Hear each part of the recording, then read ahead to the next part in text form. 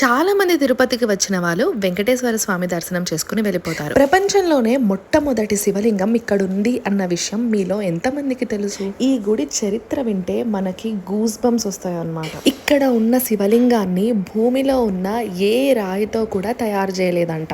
అసలు ఆ శివలింగాన్ని తయారు చేయడానికి యూజ్ చేసిన రాయ ఏంటో కూడా జియాలజిస్టులు, ఆర్కియాలజీ డిపార్ట్మెంట్ కూడా చెప్పలేకపోయారు. ఈ గుడి ఆకారం ఎలా ఉంటుందో తెలుసా? ఏనుగు కూర్చుంటే ఎలా ఉంటుందో ఆ ఆకారంలో ఉంటుంది. ఇక్కడ శివలింగం ఎత్తు 5 అడుగులు. ఈ గుడిలో 9 సొరంగ మార్గాలు కూడా ఉన్నాయి. ఇంకో ఇంట్రెస్టింగ్ విషయం ఏంటి అంటే, కాశీ నుండి స్వరంగ మార్గం ద్వారా గంగాజలం వచ్చి శివుడికి అభిషేకం చేసి వెళ్తూ ఉంటుందంట.